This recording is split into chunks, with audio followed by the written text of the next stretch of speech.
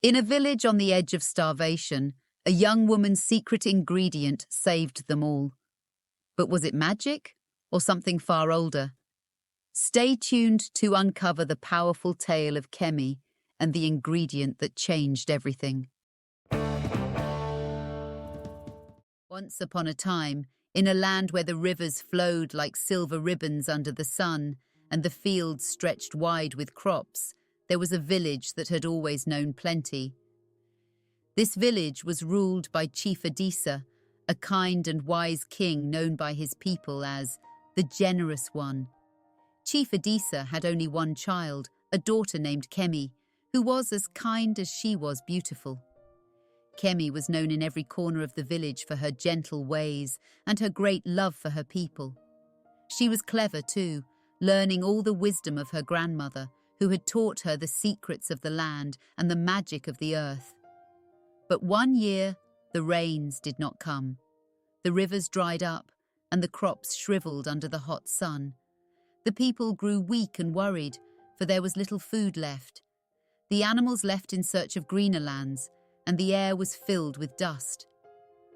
Chief Adisa tried to help his people, but he could not bring back the rain. The village was filled with sorrow and fear, for the people believed that the gods had turned away from them. Kemi, seeing the sadness of her people, could not bear it. She went to her father and said, "Father, let me try to help our people. I will go into the forest and search for the herbs and roots that grandmother taught me about. Perhaps I can make a soup that will give our people strength."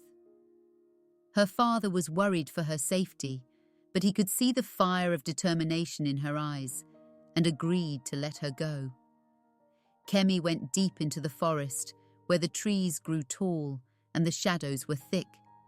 She searched day and night, gathering the leaves, roots, and plants that her grandmother had shown her.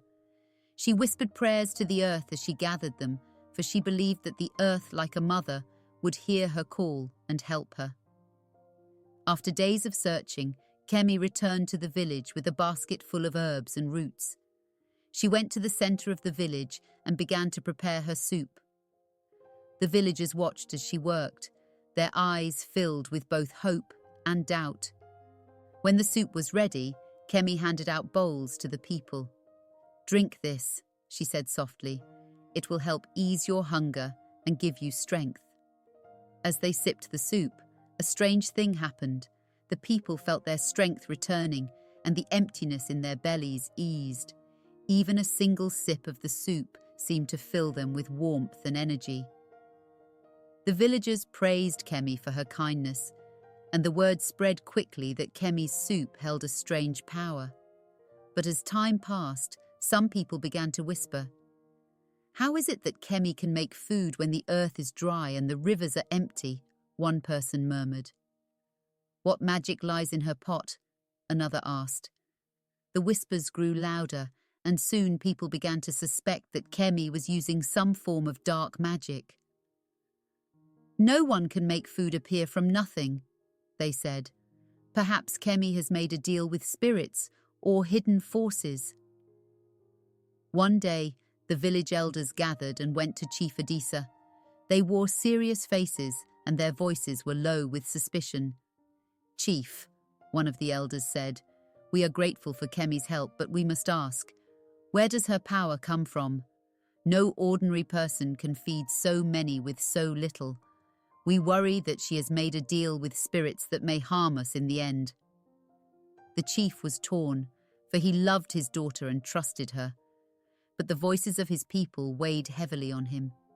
He called Kemi to his side and asked her to explain. Kemi looked at her father and the people with sadness in her eyes. "I have used no dark magic," she said softly. "I only followed the wisdom my grandmother taught me. I spoke to the earth and asked for help, just as our ancestors did. I have nothing to hide." But the people were not satisfied. They wanted proof. They demanded that Kemi show them exactly how she made her soup, or else they would not trust her. Kemi, feeling hurt and betrayed, agreed to show them. "Come," she said, "and see for yourselves." The next day, Kemi led a small group of villagers into the forest. She showed them the plants and roots she gathered, the same ones her grandmother had taught her to use. She knelt by an old tree with deep roots and poured a single drop of her own blood into the soil, whispering words of thanks. "This is my offering to the earth," she said. "It is not a sacrifice, but a sign of respect and gratitude." The villagers were shocked. They had never seen such a practice before, and they were filled with fear. They hurried back to the village, and soon the whole village was buzzing with rumors. "She feeds the earth with her blood," they cried. "This is unnatural. She must be making a deal with spirits." The chief had no choice but to hold a trial. Kemi stood alone before the village, her head held high as the people accused her of dark magic. "Do you make deals with spirits?" they asked her. "Do you feed the earth with blood for power?" Kemi looked at them sadly and said, "I only give thanks to the earth for helping us. This is the old way, the way of our ancestors." But the people would not listen. They were too afraid of what they did not understand. The chief, with a heavy heart, declared that Kemi must be exiled from the village until the rains returned, so that the people would be safe from any spirits she might have angered. With tears in her eyes, Kemi left the village. She went back to the forest, where she lived in solitude, gathering food only for herself. The village, now without her soup, grew weaker each day. The people began to fall ill, and soon they regretted their harsh words. But it was too late. Kemi was gone, and they did not know where to find her. One day, an old woman who had once known Kemi's grandmother went to the chief. She carried with her an old cloth, embroidered with symbols that had been passed down through the generations. "Chief Adisa," she said, "your daughter's ways are not dark magic. She learned from her grandmother, who learned from her grandmother before her. The earth has always been our helper, and Kemi only followed the old ways." Hearing this, the chief was filled with shame and sorrow. He realized that he had doubted his own daughter because of fear. He sent out messengers to search for Kemi and bring her home. When Kemi returned to the village, she found it much changed. The people were weak and sick, and the crops were still dry. But Kemi did not hold anger in her heart. She went to the center of the village and began to prepare her soup once more, singing softly to the earth as she did. As she stirred the pot, dark clouds gathered in the sky, and thunder rolled over the land. Then, as if the earth itself had heard her song, the rain began to fall, soft and steady, soaking the dry soil and filling the rivers once more. The people watched in awe and shame as Kemi fed them once again. They fell to their knees, thanking her and begging her forgiveness. Kemi, with a gentle smile, forgave them, for she knew that fear could make people forget kindness and trust. From that day on, Kemi taught the young people of the village the old ways, showing them how to live in harmony with the earth. She taught them that the earth was a gift, and that gratitude was more powerful than any magic. Her story was told for generations, and the people never forgot the lesson that sometimes the things they feared were the very things that could save them.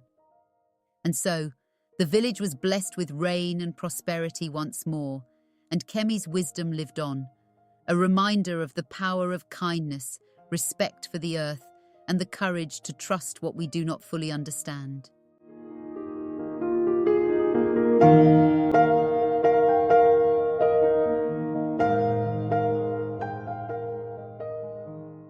Thank you so much for watching. We hope you enjoyed this story and felt the excitement and emotions within it. If you liked it, please subscribe to our channel for more amazing tales. Don't forget to like the video and share it with your friends and family who love stories too. We'd love to hear your thoughts in the comments. Your support means a lot to us. Thank you for being here and for helping us keep these stories alive.